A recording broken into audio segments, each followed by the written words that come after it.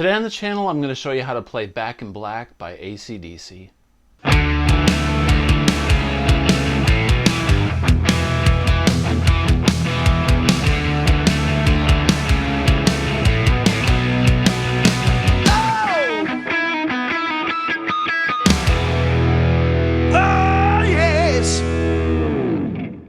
Hey everybody, welcome back to the channel. Today I'm going to show you how to play Back in Black by AC/DC. I know I'm not playing a Gibson SG. I've got this Les Paul on me, but I don't own an SG. So actually, I might be owning one in the near future. I've got my eyes on one, so let's keep our hopes up on that one, all right? So more on that later. Anyways, at the shooting of this video, I don't currently own an SG. I've had a couple in the past, got rid of them, so I'm in the market. Anyway, let's begin. This song is a classic song by AC/DC. Obviously, it's the title track of their album from 1980, Back in Black. It's overplayed on rock radio. It's kind of a forbidden riff to play in guitar stores across America, but we love it. It's a great song, and if you don't know how to play it, you need to know these riffs. Plus, there's some really interesting stuff that Angus does in the solo, and there's some cool stuff that he does with these little riffs, you know. I'm about to show you, all right? So I'm going to cover the main riffs in the song, and I'm going to cover the guitar solo. I'm going to touch on the riffs that he does in the guitar solo, and I'm going to give you some insight as to what makes Angus Young tick, what makes his lead work sound so cool, so you can fish for yourself and get your own fish and eat, rather than me just show you lick per lick and you learn something lick per lick and not benefit from that from an educational standpoint. So anyway, let's begin. Hope that makes sense. Here we go. The song is in E standard, so they've got this tuned to E. All right, the song has song's got about 5 or 6 chords to it. The main chords are going to be, in the beginning, it's going to be an E power chord, a D power chord, and an A power chord to start with, okay? So when I say power chord, I'm playing just the root, the fifth, and the root. So the E chord, I'm just barring the very first 3 strings. Now on the D chord, I'm playing the D, the A, and the D. And then on the A, I'm just going to play the A power chord. Now you could go E, D, A, like that, okay? Or you can go. Now Angus and Malcomb played off of each other, so it's very likely that in the studio, Angus might have been playing the root chords and Malcomb could have been playing these inversions up here, because the timbre is different and it blends well when you pan those guitar parts in stereo. One thing that Malcomb could be doing also is on that A chord, he could be doing that kind of a chord like that. It sounds kind of weird, but when you blend it with a power A, it works. So what I'm doing there, other than the E, A, there's an E, D, A, and then the A can be played like this also. Okay, so the reason that is, that's a C sharp, which is the major third of the A chord, and there's an A. So right there we can play that dyad. So it's kind of like the hold on loosely chord, like that. So you could go. I think the bass player is actually playing that C sharp, so if you were just to play the bass player playing that C sharp, gives it kind of that counterpoint, that voice leading that sounds really cool in that song, okay? So there's a riff that comes after that A chord, so we go.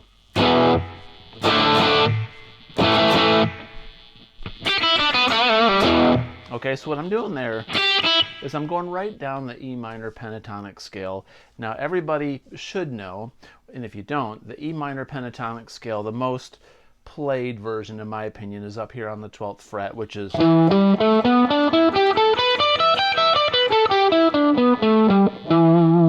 if you play that down here on the root, it sounds like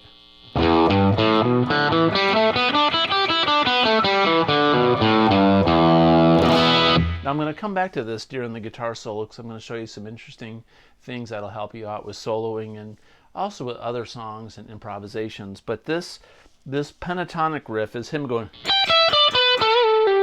but he's going. So if you go right down the pentatonic scale, what trips up a lot of people is on this G string when you play this the second fret, which is an A. You gotta go. You're playing, but you're gonna start on an A, so it goes. But you're gonna bend it up. Now playing that in rhythm, playing it on pitch, on time and in pitch seems to be what trips up a lot of players that I hear. So. And there's timing to it also in that riff. So the very first thing to do is get that riff down right. And the last note really isn't an E, it's a back to the E power. Okay? So what I'm doing there is I'm doing a down pick and an up pick on the high E. And then on the B string, same thing, it's a down and an up. And then I'm going to go, I'm bending it down. I don't go up.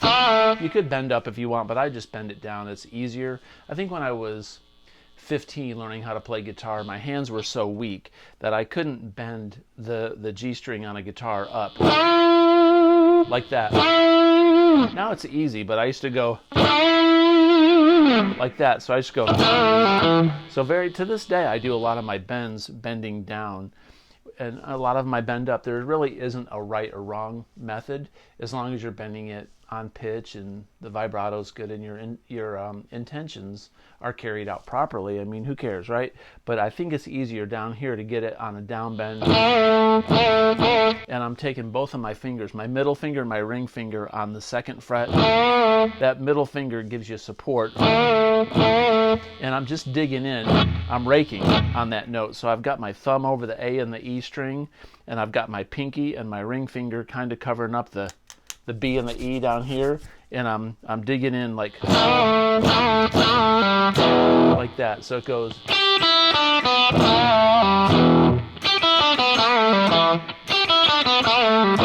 All right, so if you play it on time, it goes 1, 2, 3, 4.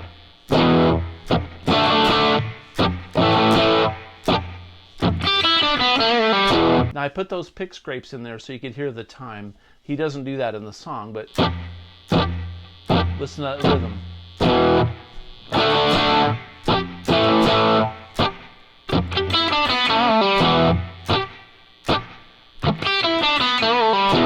You got to be on time, and timing is everything in music. If you're not on time, everything just falls apart, and good rhythm and timing is critical. You hear a lot of players say rhythm is more important than lead guitar, and that's the truth. Lead guitar is great, but if you don't have solid rhythm, you got nothing. You can't play with a band, okay? And it's going to sound horrible.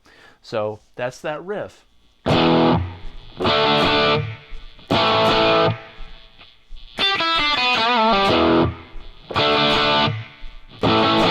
All right, and then there's this lick. It goes. Now, for many of you, that lick is going to be a bitch, because stretching your hand like this for many of us is impossible. Our hands aren't big enough, or maybe you're a newer player and your stretching capability isn't there yet. Perhaps you're a player that has arthritis. I'm starting to struggle with arthritis too, man. If I over practice or don't practice enough, my knuckles start to swell up and I feel it the next day. It sucks. So this riff is tough. And I'm doing all down picks in that. To me, it's easier to be more accurate. Again, you could do alternate picking. I like down picks on that lick. So I'm on the B, which is the second fret on the A string, okay, and I'm going to go, and then we're going to hit with our pinky the 5th fret, or the 4th fret. I messed up. So ring finger on the 4th fret. We're going to go bow. Then we're going to switch to our pinky, which goes up to the 5th, and the pinky is going to take it all the way up on our victorious climb. That was for you, Yoda. Now you can pick this finger up as you do this lick. If you can't reach it, you can bounce like this. It's maybe a little bit more challenging, but I'm able to hold my finger there. My stretch is pretty far. I mean, over the years I've been able to, you know, get a stretch that's kind of ridiculous, so it doesn't bother me. So, and we go back down to the power E.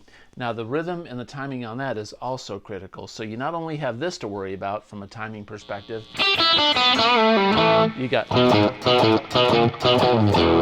that to play on time. So altogether it sounds like this.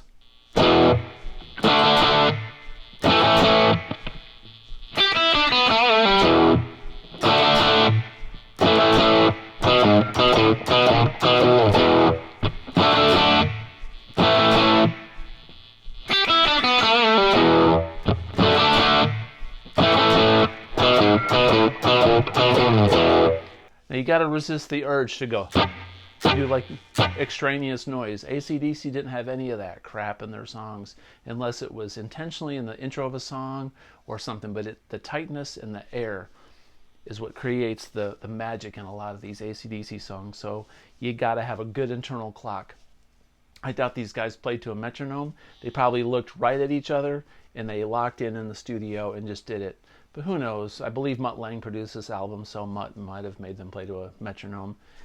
If I could get Mutt on the channel, which will never happen, I would ask him. But anyway, timing is critical. All right, so now let's talk about the chorus part. It's like the pre-chorus and the chorus. It's kind of weird. He does this thing that goes like this. There's like 5 chords in this. So we're gonna go.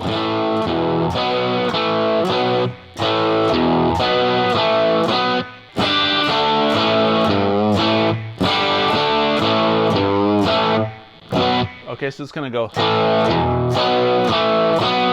which is an A to an E to a B, A, B. So it's A, E, B, A, B. If I turn up my distortion or my volume,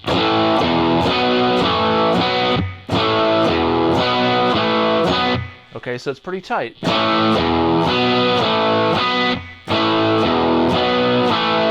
All power chords, and then he goes G, D, A, then this G on the 3rd fret, on the low E, back up to an A, like you really got me. All right, so he ends that phrase with G, D, A, you really got me licked. So all together.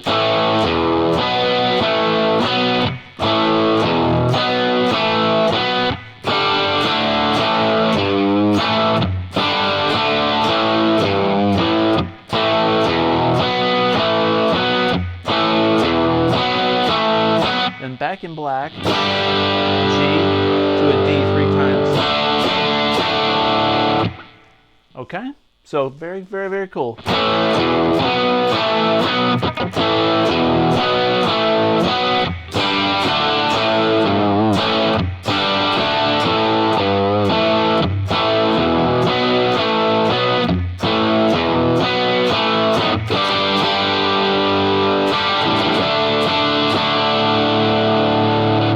Cool. Then there's this little riff that Angus does.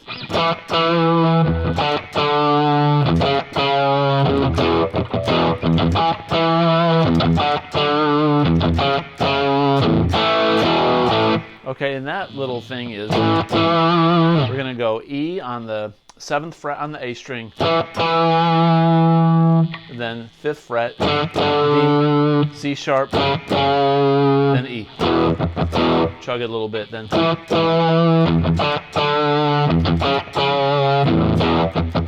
Okay, that's one of the neat things he does. There's also, sometimes he'll do it up here. And what I'm doing there is I'm hitting the high E with this note on the 9th fret, this G string on the 9th fret. And I'm muting the B string with my ring finger or my middle finger.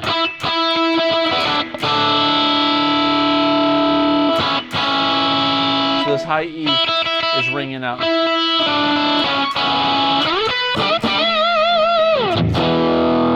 Okay, awesome. Now let's talk about, there's this lick that goes like this. All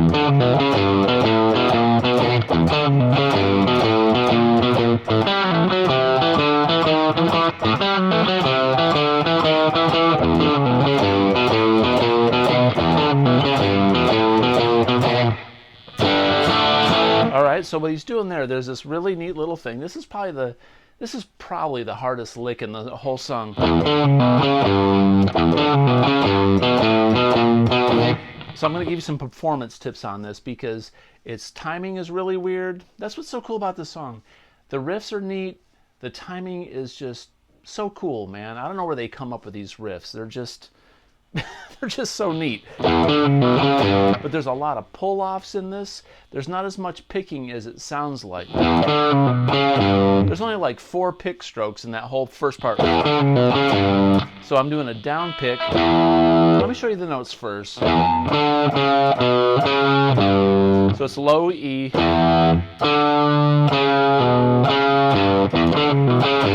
So it's low E, then on the A string, the 5th fret, 4th fret, down to the 2nd, and then back to the 4th, and then the G on the 3rd fret on the E string.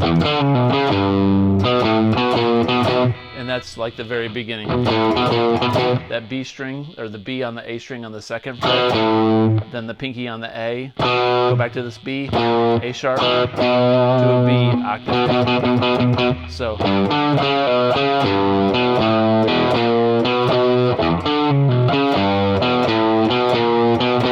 the way I'm pulling that off, no pun intended, is with a pull off. So I'm going to down pick on the low E. I'm going to pull off. I'm going to go 5, 4, 2, down pick, pull off.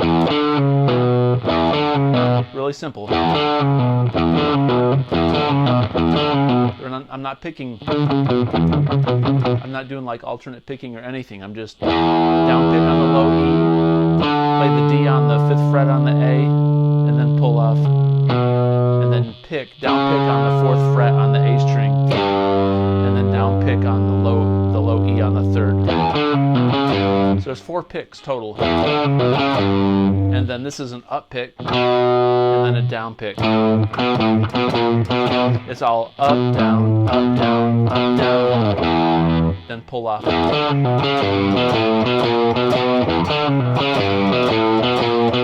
Now thankfully the next lick is the same exact pattern, it's just on the next string.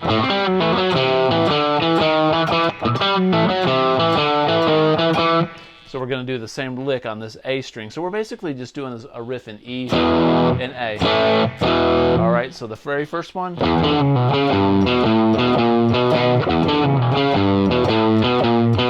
Then A string.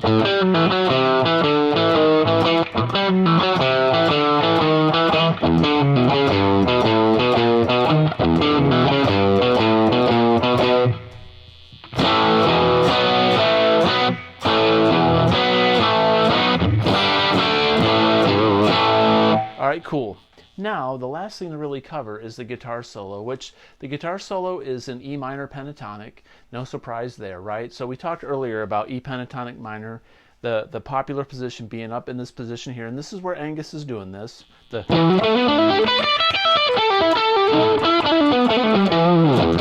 you got to also know it down here, which I showed in the beginning, right? And the reason for this, there are a lot of things you can do with this pattern, and you can take a lot of licks up here and you can move them down here. And I encourage you in songs like this, other AC/DC songs, Stevie Ray Vaughan songs, Jimi Hendrix type stuff, anything that's in like open E minor or G major will work in this because they're both relative major and minors. So in this solo, Angus has the innate ability to make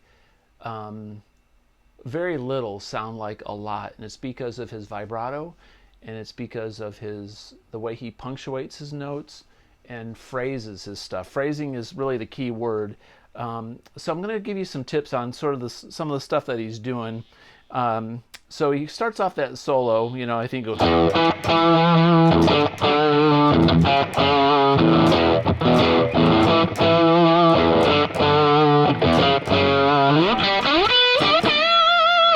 So there's one lick in there where he goes.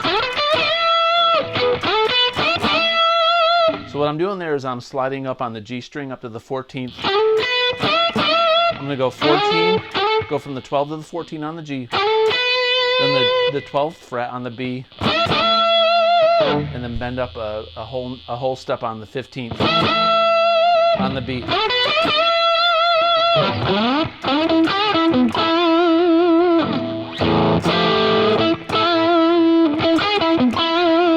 All right, so that solo starts off with him. He goes like. A lot of stuff that Angus does, he does double stops. What I mean by that is he'll take this pentatonic pattern, but he'll play two notes at the same time on the 14th fret and then the 12th. Especially the 12th fret. The 12th fret, he'll play the G and the B string. When he bends up, that's like a down bend, like I talked about earlier. It takes that G string and it bends it to a G sharp, which is major, so it sounds like. So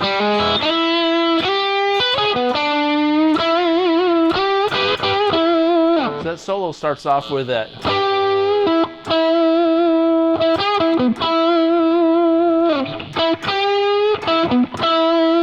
With a lick like that.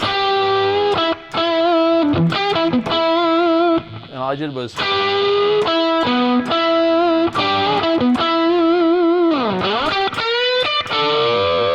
And this is another lick that he'll do in the solo. Right after that, he goes.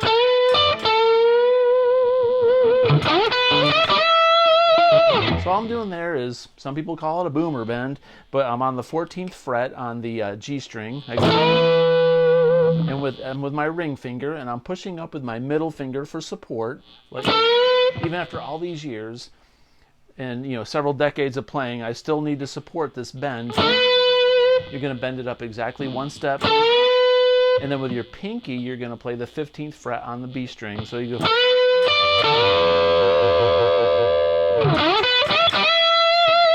What I did there was bend up a whole step on the B string again on the 15th. Then he'll go. That's another Angus lick. He goes. I'm on the G string. I'm going to play the 12th fret. And then I'm going to go up to the 15th on the G string, which is our blue note. Because in the E minor pentatonic scale, there's the flat fifth, which is right there. That's the tritone. That's the devil's note, right? So he'll go. We're doing a pull off. It's kind of like. We're going. So we're going to go slowly. G string on the 12th, G string on the 15th, then we're going to pull off to the 14th and the 12th. You can go like that. What I'm going to do is repeat. I'm going to repeat. Then the 14th, bend up, and play the 14th fret on the D string.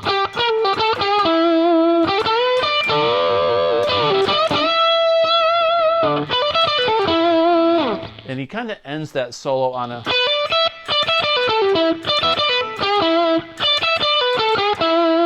What I'm doing there, you can go.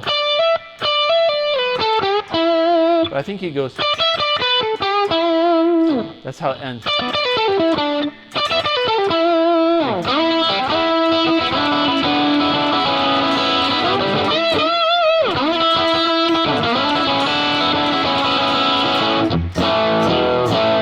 Okay, so what I did there was, at the very end I went.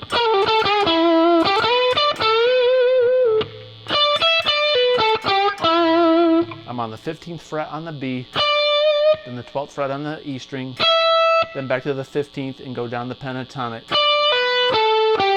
down to that E.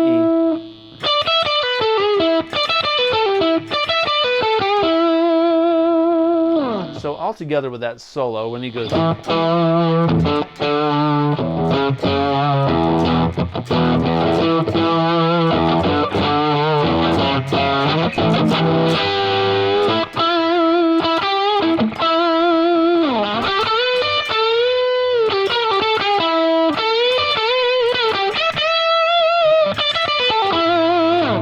You know, something like that. I mean, he's just right up here in the E pentatonic minor pattern, and it just sounds so damn good because he is so damn good, right? And then we're going to go down to, I'm going to be on the 9th fret on the G string. I'm going to be playing the open E. I'm going to slide down to the 7th like that. Again, I'm muting the B string with the fat of my middle finger. And I'm going to go 7, 6, 7.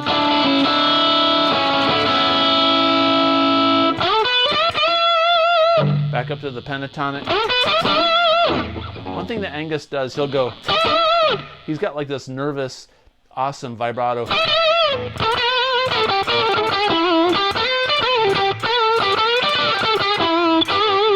It's awesome.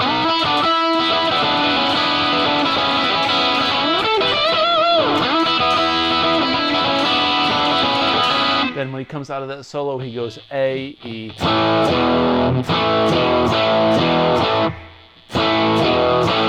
A, E, A.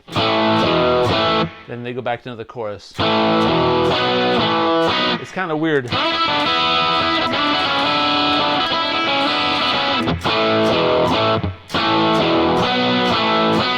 They had to work on that one. I definitely think that was a Mutt Lange transition. But I may be wrong, but I think I'm right on that one. So check it out. I'm going to show you some tips and tricks. This is the very end. I'm going to give you some Martyisms, I guess. So when you're in the E minor pentatonic shape down here, a lot of guys do what's called like a banjo roll. Like that, and they're not picking everything. They've got this roll down pat, and I'm okay at it. Sometimes I'm pretty badass fire on it, and other days I don't know my ass from a hole in the ground, right? I'm just sucking like crazy.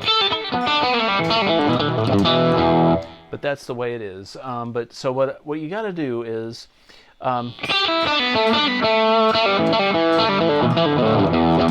do like banjo roll type stuff. What I mean by that is I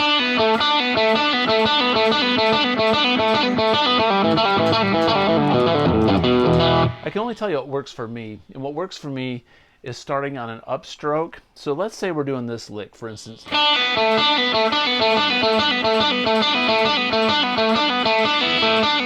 Sounds like a lot of notes. Technically it's...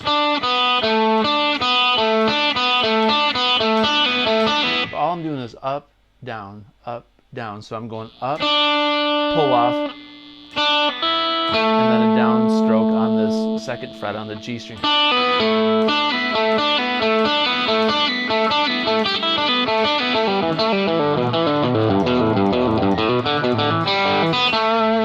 It's really nice to start with upstrokes because you can hit the downstroke when you switch strings. I'm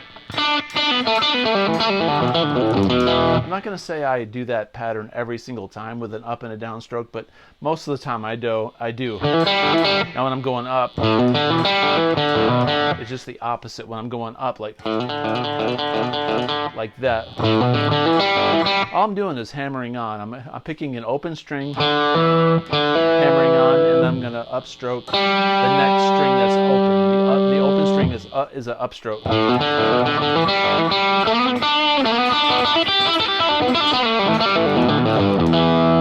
So the code for me is when you're rolling up, is to start with a downstroke, hammer on, upstroke, downstroke, hammer on, and going down it's an upstroke, pull off, hammer on, and then a downstroke. Now one thing you really should learn is this other section of this pentatonic minor scale. We do end it but you need to go like this sometimes.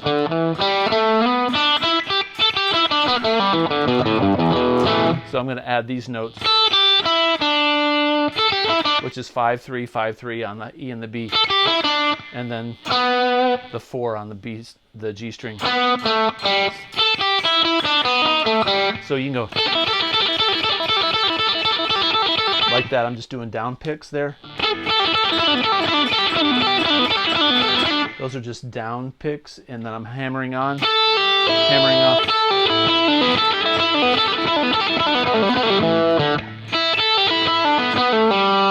It's pretty easy. This G string is 4-2 open. And you can play this power E. And you can do double stops like this when you're going. There's this chord. You can add some diatonic things like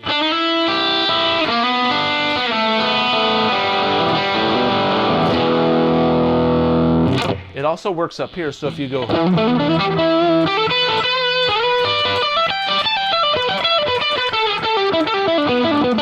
can go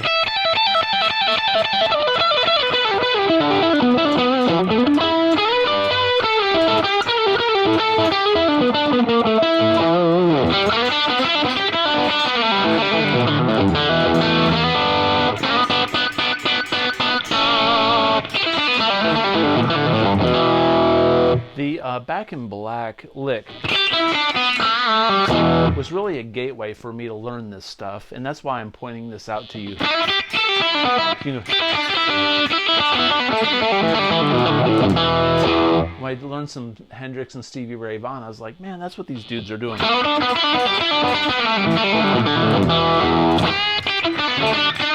You can bend up, add the major third instead of playing minor.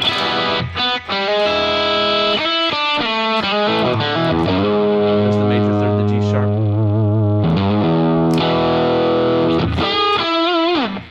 Angus was great about that also. He played a lot with this the major third and the minor. If you watch my lessons a lot, I'm always talking about how players they blend major minor together, where it's like you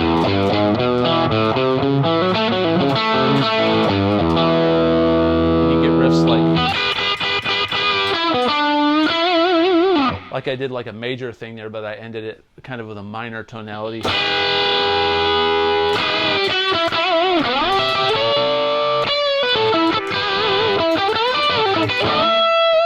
Now see, that's all minor pentatonic stuff, but it's that phrasing, and when you get used to it and you get really comfortable with doing these things, you can start coming up with some really cool phrasing stuff.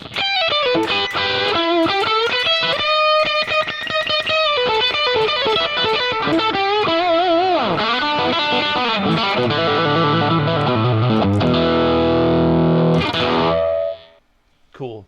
Well, I hope that crash course in improv in E minor pentatonic, G major pentatonic, and banjo rolling was helpful, and it applies to this lesson. So practice those things.